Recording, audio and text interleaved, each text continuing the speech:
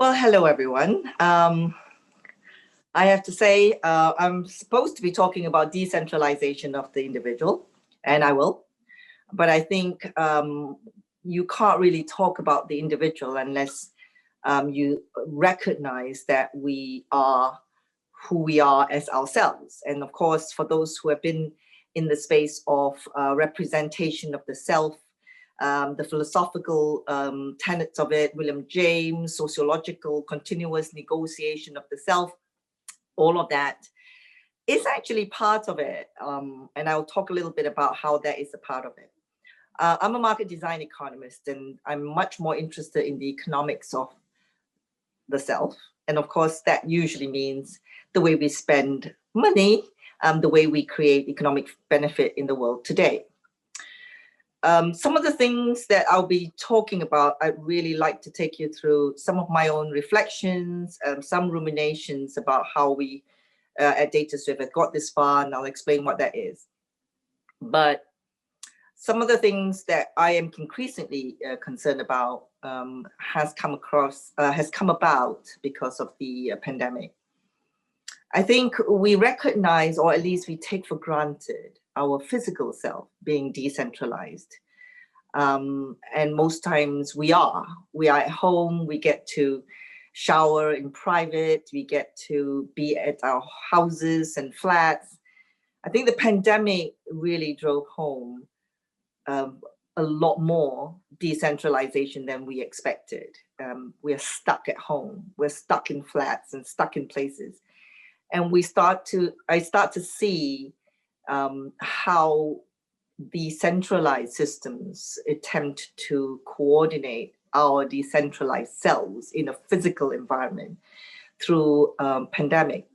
So even though we decentralized ourselves as physical bodies, we sought through the pandemic to re-centralize some of the coordination that we felt we lost. We lost serendipity, for example. I feel, the ability to be at the pub or on the train, bump into someone. We lost quite a few things in decentralizing ourselves in our own bubble of our homes. We started to re-centralize family coordination, found reasons why we would Zoom one another when we normally wouldn't have.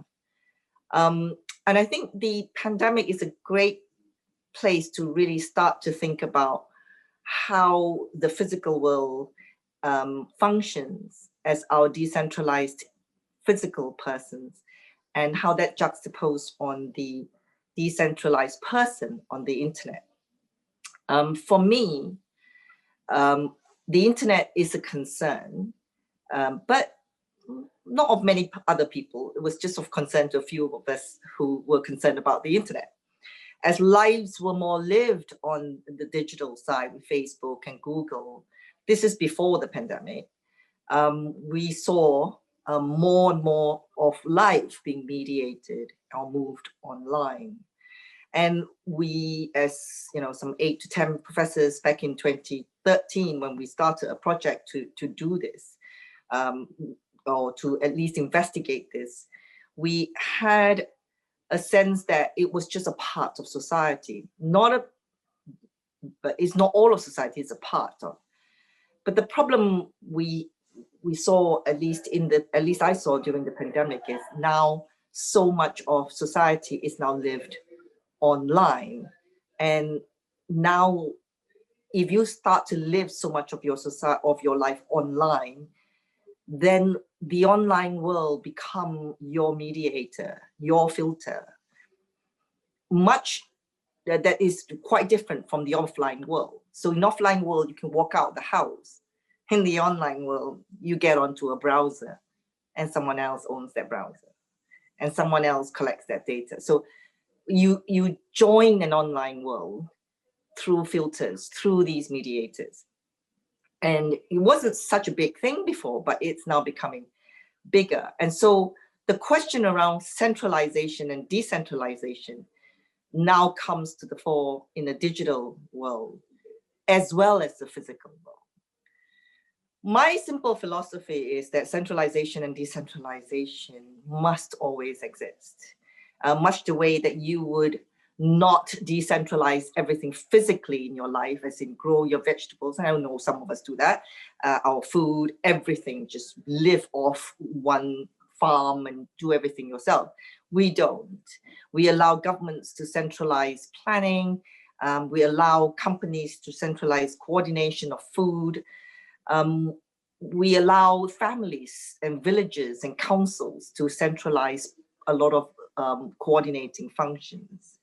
On the online world, however, we have a different set of people who centralize and decentralize for us. And I believe if we start to interrogate that a little bit more, we start to ask a very simple question about what a well-functioning society should be. And my personal belief is you need both. And while you hold both, you must have both. We have to hold centralized systems to account, either as a government through elections for democracies, or through the market by not buying or exiting or deleting an account or something where you can be able to exercise your choice and freedom. So this is kind of my philosophy, that you must always have centralized system and decentralized system, and that life is a constant oscillation between the two. And there must be constant tension, because centralization provides huge amount of efficiencies. Decentralization gives a lot of power and a lot of autonomy as well as choice. And there will always be that tension between the two. My life's work is very much dedicated to this space. When I worked 6 years in research for outcome-based contracts in defense between civilians and the MOD, and looking at how data is used for coordination in these complex systems.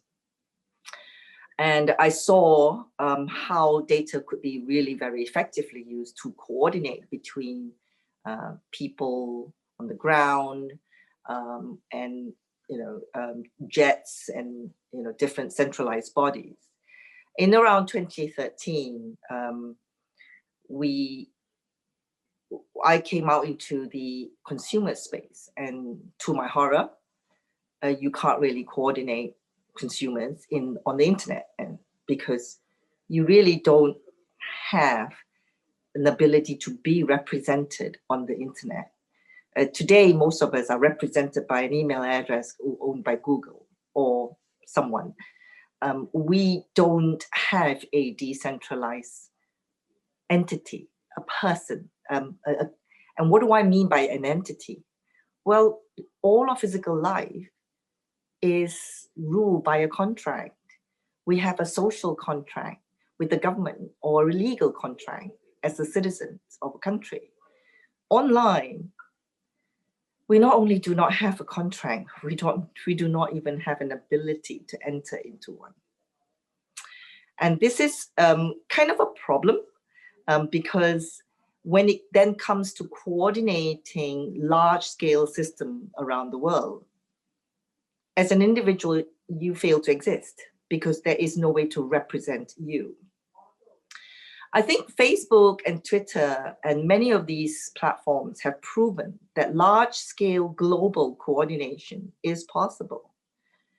Unfortunately, it seems to be very possible only for fake news and various other things, but that's fine. Well, it's not fine, but it's a start. It's like, what was the first thing that made you look down on a phone and realize that it was more than a phone? It probably is the snake game, right?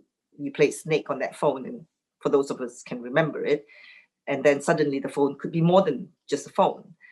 Bad news, fake news, that goes global was our first indication that global coordination is possible, albeit through centralized platforms. And perhaps one day we will learn how to do that, to globally coordinate for climate change or something better. But where we then started was to look at how is it possible to globally coordinate when human beings as individuals just cannot be represented legally. So in 2013, a group of us, 7 professors from 6 universities got together on a £1.2 million grant and created what we call the Hub of All Things, the HAT. It created, or it had an aspiration of being able to do, to give you an ability to contract online by giving you a server, a personal data server. A server isn't just a place that you can put your data and own it, but it really gave you the right to contract, because the citizens of the internet all owned servers. The Google, the Facebook, I mean, to even exist, you have to have a connected server. I realized then that the fact that we didn't have one, and we had things like a phone or a PC or some fingers, it wasn't adequate. So we started to look at how to adequately represent a person online with their own personal data server. A lot of that work was done.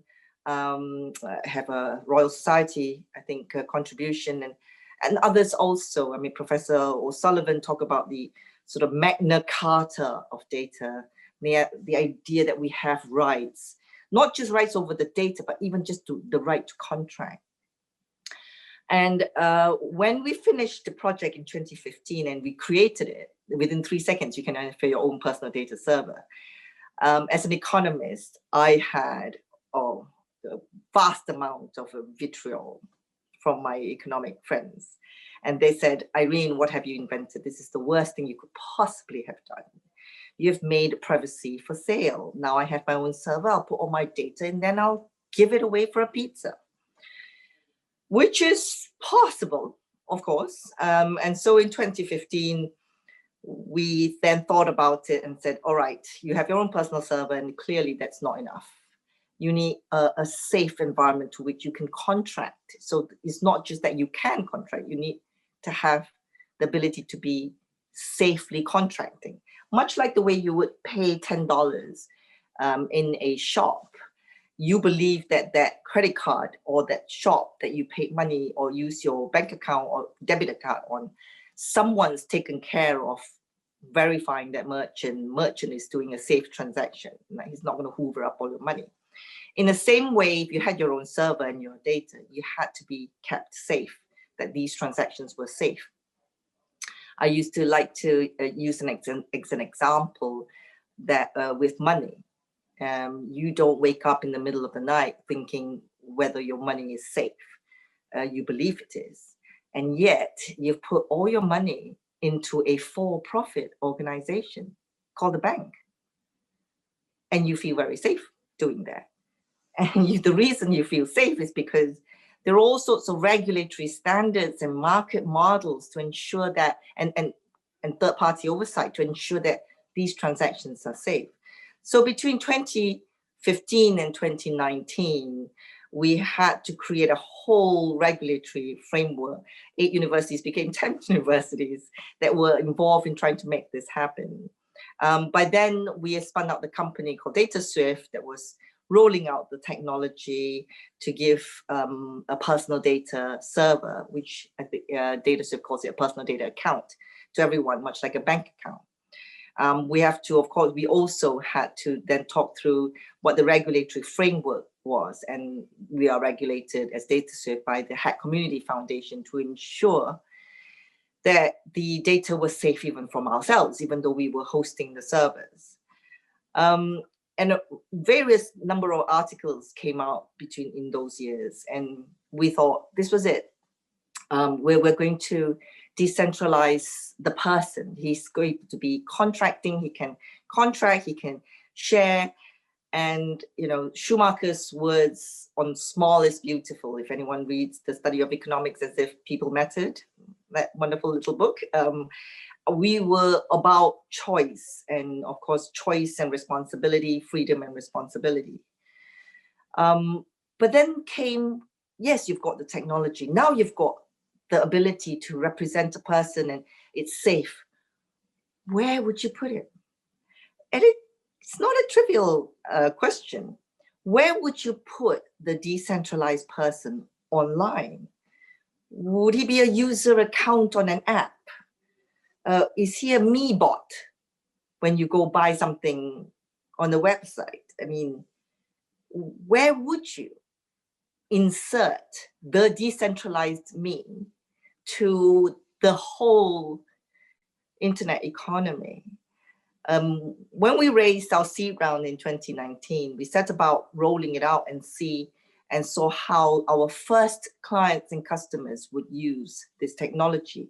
And I thought I'll share with you the 3 things that they've come on over 15 months, the 3 modes in our quest to decentralize the individual. We have a whole bunch of apps that's built on DataSwift that uses the decentralized personal data account as a diplomatic pouch. For a good reason, it seems that if you put all your data, like your health records, you can now go around the world with it, which is clever. And so if you brought your health records and you wanted to bring it to the US, you could put it on your server and just bring it somewhere else. Because you legally own the data, you could then transact on. That just sort of got rid of all the data regulation around, because as a personal data, if you own your personal data account, you'd be your own data processor and data controller. And so because of that, the technology is out of normal centralized data regulation, which is the reason we had to have our own regulation. But some of the applications started to use the technology to become a diplomatic pouch to put some really wonderful data so that you could bring it to different parts of the world. The second mode that people would use our technology for was surprising. We had clients who came and put data into personal data account to transact on, so almost creating some kind of liquidity. Because if you put your bank details in, you could transact on your own. You didn't have to go back to your bank. It wasn't tethered to the source. You could actually transact on, assuming, of course, all the transactions are safe. So we had a group of clients that came to us that put data in for transactability and that liquidity of data to be used in different places, like retail and e-commerce websites, where you can transact on your data and say that your risk is low to get a loan, or signal who you are. I'm above 18, for example, I can buy alcohol, that sort of thing. The third mode of clients that came to see us was probably the most fascinating. It dawned on a couple of governments and cities that returning data to my personal data account was actually a repatriation of wealth. I kid you not. So basically, if I took Facebook data into my personal data account and I started to transact on it, and you can, it was like getting a deposit of money, and then you could use it to get benefits on it, assuming, of course, that these contracts are safe, of course. And government started to get interested because particularly emerging economies, they saw this as an economic multiplier to reinvigorate and bring the country to a new economy that was data-driven through their citizens and their data. So these were the 3 modes of decentralizing the individual that we have found over our last 15 months. I do apologize for not having a deck, but DataSwift is going through a fundraising round, and after about 10 pitches every week, I do not feel I have the appetite to even put up a PowerPoint or a deck for a talk like this. So I thought I'll just talk you through some of the interesting things that's been happening in our sort of ambition and quest to decentralize the individual and represent the individual in different applications on the internet. And just as a sort of a wrap up, many people say, well, have you got to ask people whether do they care about their data? We tend to look at this much like when you fight for freedom in the days when there was slavery, it wasn't the slaves who fought for freedom. It was the 0.1% of people who fought for freedom. And when freedom is gotten, it will benefit everyone.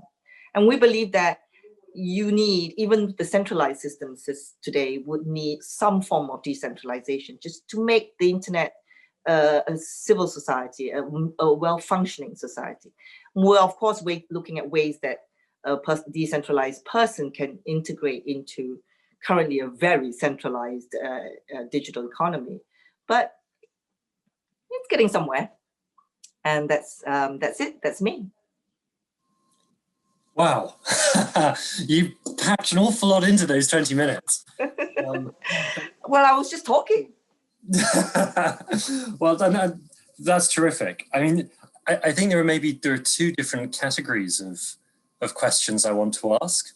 There's one set of questions, which is where my brain's trying to go at the moment, which is running on with implications.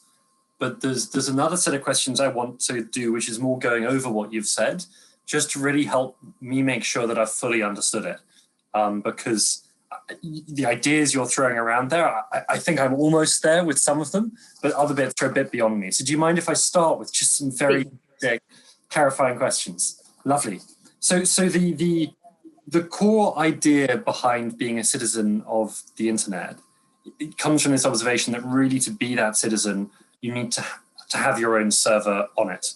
And that's got something to do with the privacy that comes with the server, something to do with the ability to set terms of engagement. I don't know if, just for my own benefit and also for our audience, if you could spend just 2 or 3 minutes filling out the importance of the server as the basic building block of being a citizen, because I think a lot of other things spring from that point. Yeah, we did think about it.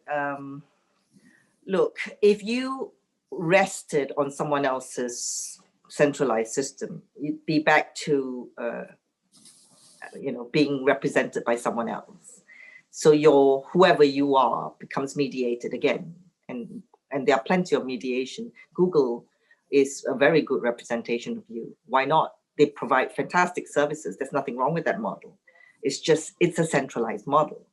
To really then start to decentralize, you've got to ask a very simple question. How do you make decentralized person work with centralized systems? Because they must both exist. You're not going to be a prepper sitting out there but growing your own vegetables and doing everything and say, who's going to throw away the rubbish or something like that? So you need for the two to work. And server to server is usually on the internet well understood. If you have your own set of APIs, when you have your server, you can be able to contract and license, you can do things. The internet world recognizes that and recognize then you as an entity that they can work with. Terrific. And so I guess then the two further questions I want to ask from there, and again, these are very much in that basic clarification stage ones. One is understanding how that informs your view of the cloud and the extent to which folks like AWS have managed to persuade not only lots of individuals, but lots of corporate entities to become part of a much bigger organization. But then I guess attached to that, just trying to understand the role of virtual servers or virtual machines, and whether for you true citizen independence requires a distinctive physical server, or if you could be a virtual server sitting on someone else's hardware. And that is actually, we get asked this question by some of our partners a lot. The first thing you have to do is you have to exist legally.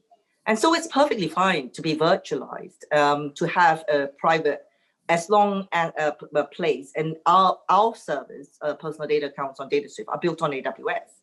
They're containerized. They can actually be built on Azure and everything else, and you make sure that you can.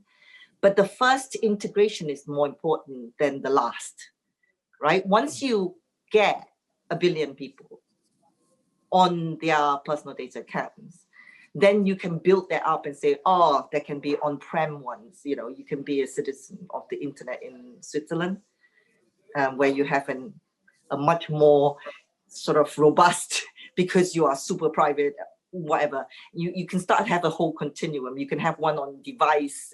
There are many different ways of doing it. Once you've proven out that this thing actually works and should exist, I think it's important to realize that just because I say we need one doesn't mean the internet will agree with me or the world will agree with me. The agreement with me is when somehow the decentralized person in his personal data server is actually working with the rest of the world. And then we can start to say, what other variations are there for the decentralized self? Gotcha.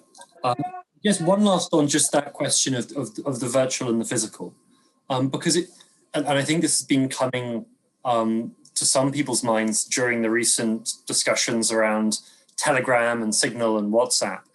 A lot of people have probably labored under the illusion that the internet is a magical thing that exists in the air, when in actual fact, even servers are physical things that sit on land that is controlled by a military power that can then choose to do things with them. And so do we almost end up in this world where you have multiple potential tiers of internet citizenship? There's sort of an internet serfdom where you're happy with just a Gmail account. There's then something where you're happy with an AWS virtual server with that warehouse containing it sitting in a geography like the US or the UK, and then maybe a citizenship plus where you're in Switzerland or on a boat in international waters with a physical server that's just your own. Is that a fair representation of the kind of tiers of citizenship we see? I believe so, if we can just get past the first hurdle.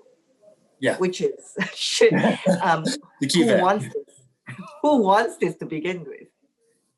Well, I guess, and I do want to get on to the who wants this, because I think that's one of the most exciting changes we're seeing at the moment. But I almost feel that that's better off, maybe we get to that in about 10 minutes time. There are a few more things I want to just pull out and clarify and make sure I'm on top of. So one of the arguments I've heard for, why was it that the internet ended up with us residing inside centralized servers? I kind of think there are two answers, and one of those answers is the sort of cybersecurity security answer.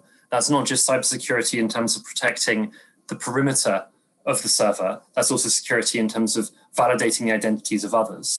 And then the second thing was that a large amount of software, such as the Facebook communication software, got built on their server, and it was good enough that people were happy saying, well, even if I'm currently running email communication off my server, I'm going to move on to Facebook's central server because their offering is so much better that I'm willing to make that trade. And I guess my questions for you, the first is, do you agree that that was sort of a pattern that happened? And then secondly, that being the case, really interested in your vision for how we almost reverse that pattern and get people back to saying, actually, I want a Facebook style functionality, but I want to have it on the terms that email used to give me. Yeah, look, the internet is the youngest among all technologies. Centralization and decentralization is a debate that has gone back to Roman times when we talk about the state. Why is it an autocratic state always is more efficient? Because come on, it can be more efficient because when you have centralized power, you just have centralized coordination. Yeah. It's more efficient to do everything with everyone in the same room. It's just basic fact.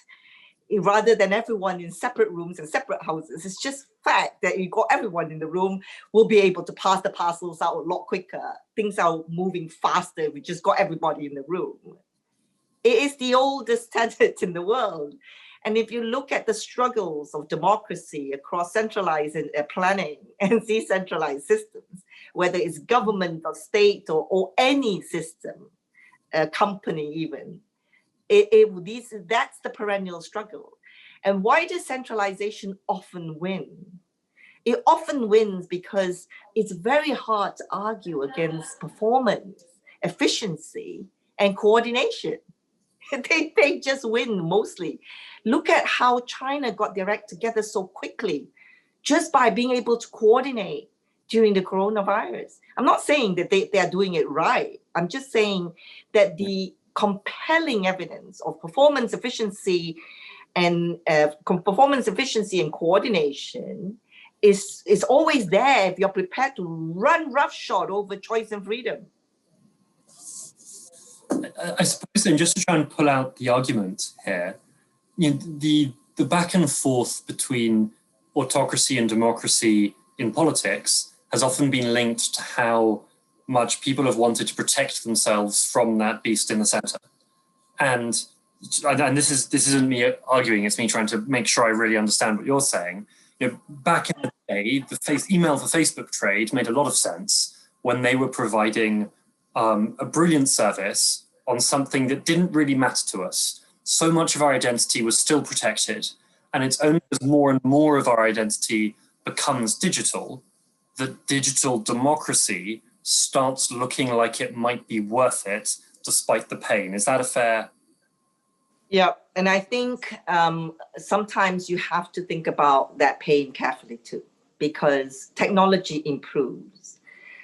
Decentralized technologies start to exist more and more to the extent that you can get similar performances, similar ability to coordinate, similar abilities to be as efficient.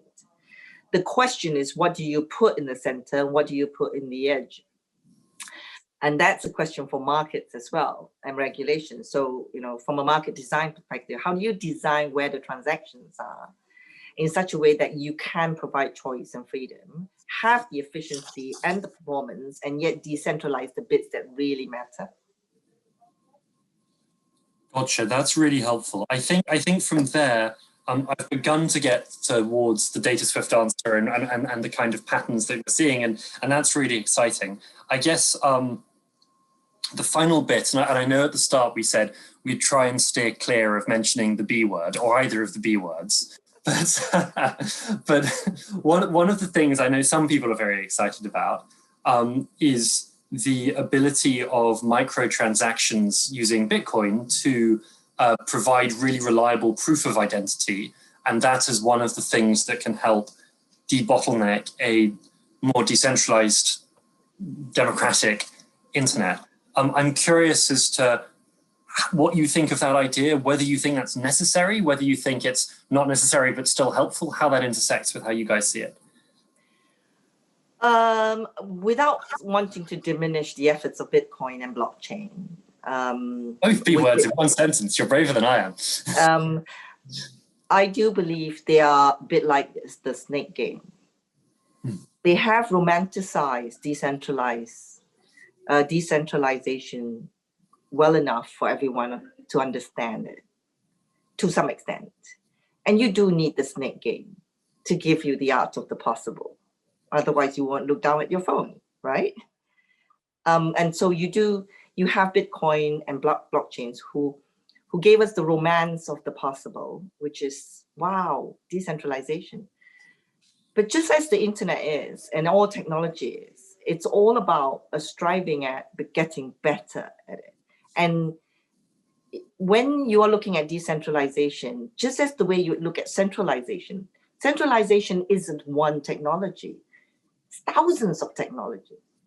Decentralization will also be thousands of technologies. You'll have blockchains that will be great for ledgers, for contracts. You'd have personal data servers that are great to store the actual data so that you have the rights to contract on it. You have many different kinds, even down to stem cells or anything that just gave you back autonomy. And that's the rise that we see. The technologies that will contribute to bringing back some of the things that centralized system had to provide, because these technologies never existed at that time. But now that they exist, some kind of oscillation becomes possible. Does that help? No, that does help. And just to translate it back to you to make sure that I'm following along, you don't see it as rivalrous in any way with the personal data server at all. It is a piece of the puzzle, and the puzzle is going to have thousands of pieces. And so it's not that these people are wrong when they say microtransactions with Bitcoin could be really powerful. It's just that sometimes they tell a story where the jigsaw only has one piece in it rather than the thousands it's going to take. Is that fair? That's fair. And I think until you see the next piece of technology, you think this one is going to be the one that is everything. And it is, right? It is, until there's something else. And then we'll just get better at integrating what that something else is. So one question, and I know we don't want to go too techie with this one, but what the hell? I mean, if they've watched till now, they're willing to put up with a little bit of tech. I'm curious as to the degree you think we need to rework a lot of the existing algorithms that we use to take into account that data may well be more distributed? As in, or to put that question another way, in 5 years' time or 10 years' time, if many more people are using personal data servers and data is segmented up that way rather than stored centrally, do you see a world where data is then conveyed under transaction from personal data servers to a central server to be processed, but then given back under tight contracting? Or do you see a world where the data continues to reside on edge servers with API links having to do their work between data that's across multiple machines? Does that make sense? You will always have both. You will always do. It's like you have money to go to Tesco and you know what you'd like to buy in Tesco. Tesco doesn't know that. But Tesco knows that people who buy basmati rice often would love this new curry that has come out, because so many have bought it together. Yeah. And so you will have algorithms running on the center that tells you people who buy blue jeans need red dresses or whatever it is. And you'll have edge-like computation that detects my mood, or of which I'm willing to tell you that I am, good for the money or good for the risk or something like that. It is that combination of both that each use case will start to prove itself out. We have on our system, for example, we are issuing personal data accounts in Brazil, where people get to transact on their Facebook data and show from a psychographic profile that they are low risk and therefore can get a microloan. But then you have lenders who then decide, who can also know the profile of different people in terms of the portfolio risk they are willing to take. You'll have both. Gotcha. So you could end up in a situation where even if I'm keeping a lot of my digital identity stored around my personal data server, if someone and it might be less meaningful than a financial provider, it could be an entertainment provider, it could be someone like Facebook 4.0 or Instagram 2.0, depending on how you want to cut that. Absolutely. I could make the decision, actually, I am still happy having this existence as Gmail, this existence on Facebook. It's just I don't want those to be my only existences. I want to have this finite one too. It is about sustainability and civil and societies over time, to how many thousands of years society have shown that you need a healthy tension between centralized system and decentralized system for a civil society to work, a proper society to function.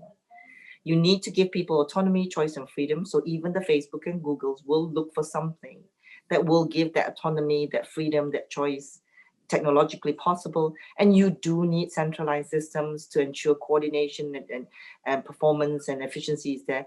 One has to hold the other to account, though, in order to keep the tension really tight.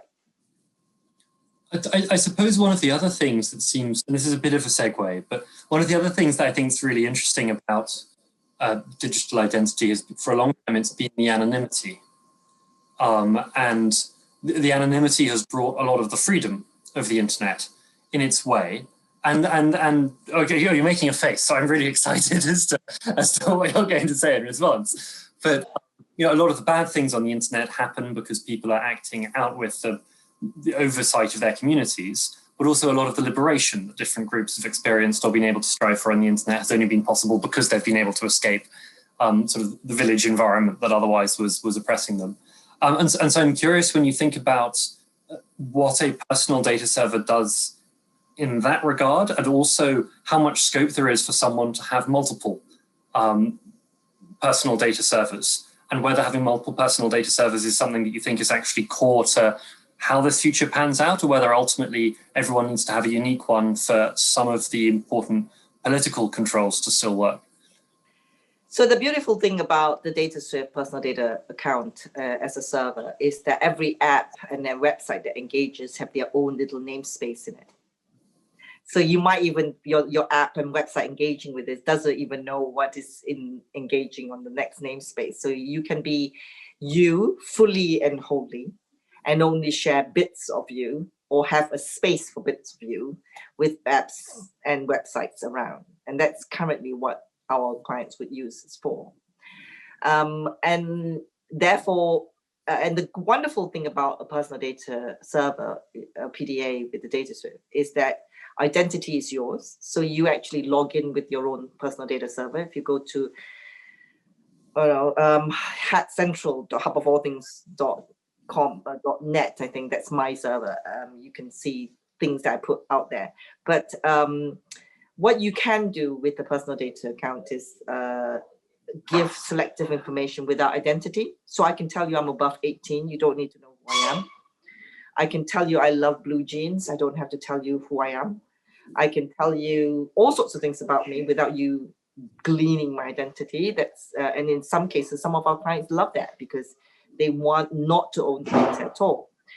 And we like to think that's very similar to an analog world, where when you walk into a shop, you can see I'm kind of medium size.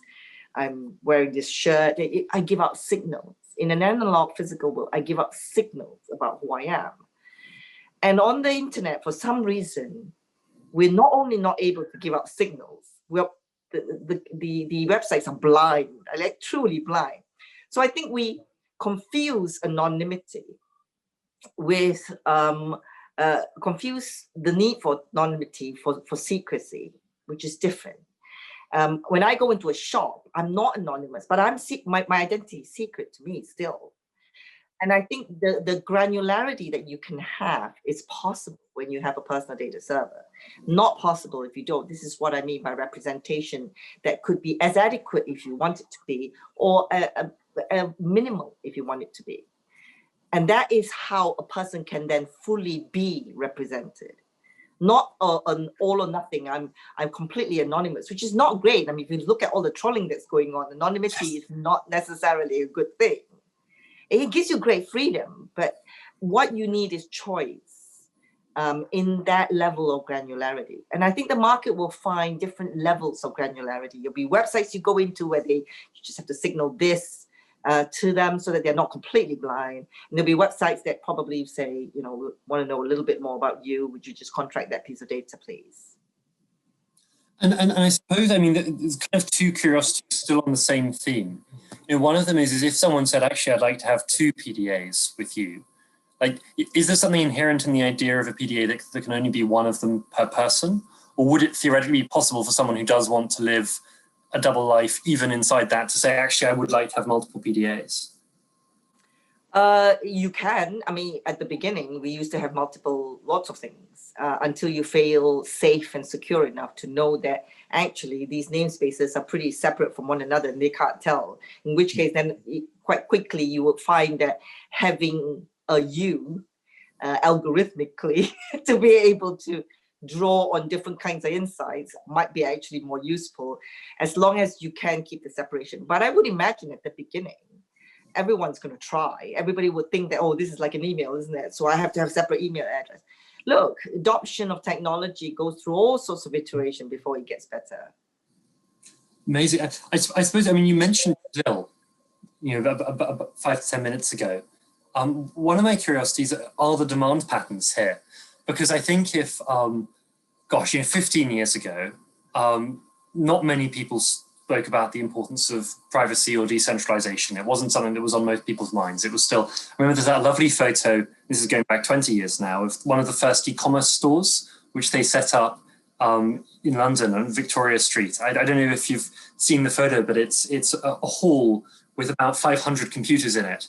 And people were meant to come in and sit down at the computer and order their thing from the computer inside the e-commerce shop, rather than, because the idea that people would have computers in their own home clearly hadn't quite filtered through yet. And it's a wonderful example of almost there and not quite. And I kind of feel that's where we've been with privacy. And as you say, the last year, you see it in everyone. People are much more aware of how important this is in their lives. So I'm really curious over the last 15 months, the demand patterns you see, which countries are cottoning onto this faster, the kind of use cases that are beginning to come through, how this change is playing out, because you're on the front line.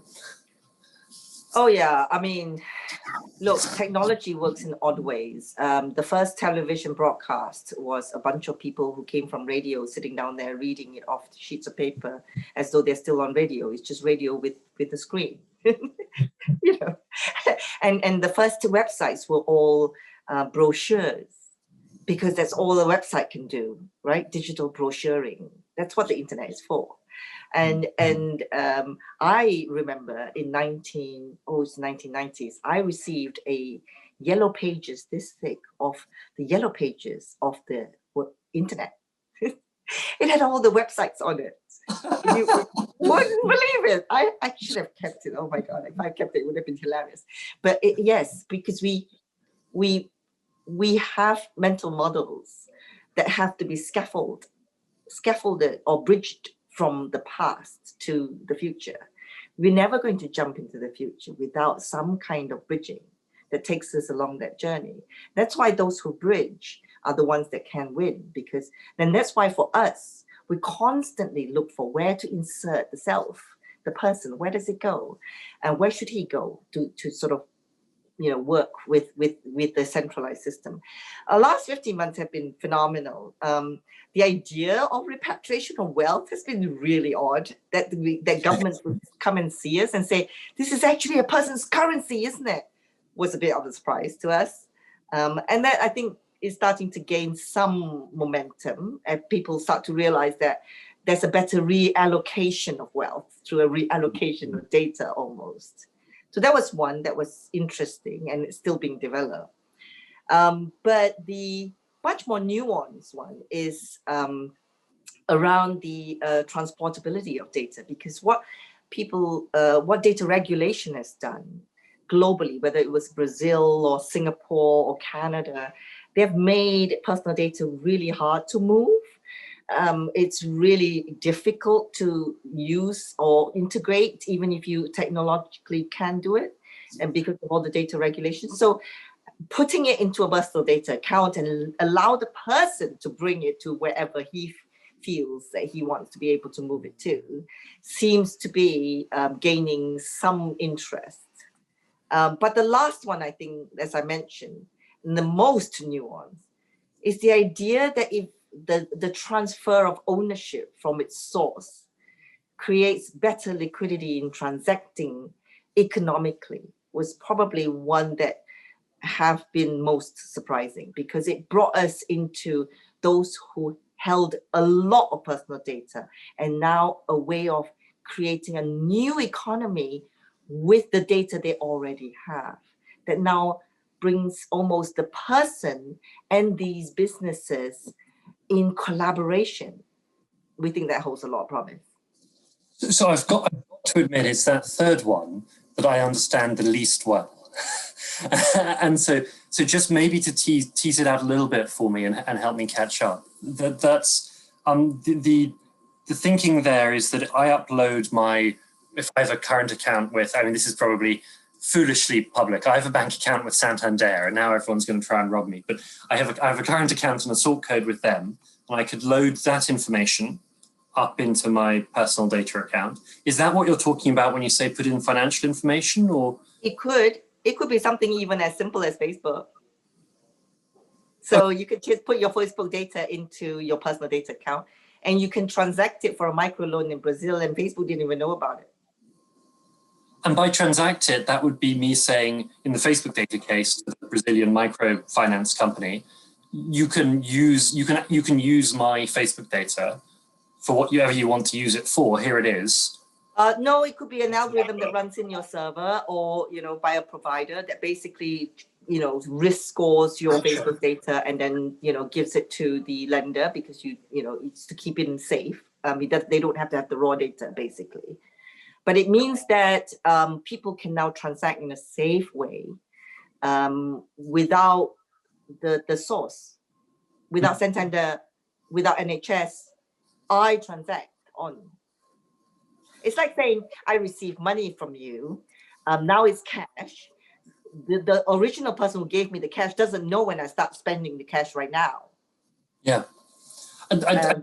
I suppose that just to understand that in the context of whether it's Facebook or Santander, if I just put in Santander's my Santander information, the Brazilian microfinance place would first off be surprised that I was asking them for a loan, but might also then say, okay, well, we can use that information to ask Santander a question. But they would. You won't be asking Santander, you'll be asking me. But the sort code and the account number by themselves simply gives information that is useful in the hands of Santander to identify the account. Oh no, I get my entire payment well. transactions, banking, everything into my personal data server. So it's maybe with the Facebook example to make it more simple for me, it's not just a code that Facebook can use to identify my data. It is an API feed from my Facebook, or it would be an API feed from my current account. Correct. It's an API feed from my personal data itself. I got the deposit from Facebook, but right now the withdrawal is from my account. It's not from Facebook. Gotcha. So this is in the case of the bank, it wouldn't quite be my account number and sort code. It would be an API that would let them see my Santander bank information. If it is safe. So on DataSwift platform, we have all sorts of merchants that ask for different kinds of contracts. It may be, we have a rating system. So it may be that there is an algorithm that just wants to know income verification, or that or whatever it is that's based on your data, but you're not actually giving out raw data. Gotcha. In that case. Yeah, in many different cases, it's just usually if you want to give out raw data, that company would have to be, again, FCA regulated. Now we are, as a company, FCA regulated as an account information service provider to even hold this data. But the fact is the person has the right to transact the insight of it on. Gotcha. Amazing. I guess one last set of questions from me, and I'm aware that I've been sort of, some of these have been terribly basic, but it is terribly exciting. It's just the HAT Community Foundation piece. And I can see that being regulated is important for building trust, but often the trust you get from being regulated is simply the handed down trust that people already have in the regulating body. That, for whatever reason, rightly or wrongly, I trust the FDA, and that's why I care about the people they review. I'm curious as to the HAT Community Foundation, insofar as you guys draw trust from them, the source of trust that they represent and the people behind HAT, and how it is that HAT gives you legitimacy, if that makes sense as a question. Yeah, it does. And I don't think we draw trust from the HAT Community Foundation. They are just a foundation that represents the interests of all PDA owners. We draw trust from a third-party oversight into our technology that's audited by a third party, either KPM or one of those companies that do the auditing, like very similar to a banking system. You don't trust the bank, you trust the system and the standards that to make sure that the bank won't just steal your money. Gotcha. Well, look, I mean, utterly amazing, and I feel like this has only just now set us up for a conversation, because it's taken me that long to understand everything that you managed to say in the first 15 minutes. It's one of those things. It's not meant to be. It's not meant to be known by everybody. This is because we're having a discussion right now. But honestly, for a normal consumer, he or she, if depending on who issues the personal data account, should just feel as though it's a normal bank account. It has been, regulatorily, legally been kept safe, and he can be able to transact. And then these contracts would not exist if it wasn't safe. We're trying to get to that world. Now, along the way, you need partners to get into that world. Trusted brand partners, trusted regulatory partners, trusted auditing partners. They're all part of the whole ecosystem. Yes, absolutely. And the consumer just shouldn't know all these things that we've been just talking about. They would just transact. Yes, no, and yeah, I think I've been hoping to channel more than just sort of a DataSwift consumer. I hope the people watching this video, some of them are going to be excited to actually go off and build out some of the other parts of the jigsaw. Absolutely, and that's what's terribly exciting. And I guess that's why I tend to avoid asking this kind of question. And I'm aware that we've got only about 3 or 4 minutes before we get told time up, but. Is there anything that you're almost disappointed I didn't ask? Because I've been flailing around a bit here. well, I think you were very comprehensive in your questions. I think most of the questions I usually get is, why should the consumer care? Which the answer is, is they shouldn't. If there is sufficient protection with this technology, it will be like, do you know what a banking technology is? You don't.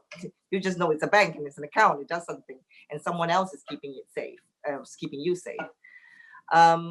Other questions, I suppose it's a question around the ecosystem and what else and who else would come in and sort of build this out with us.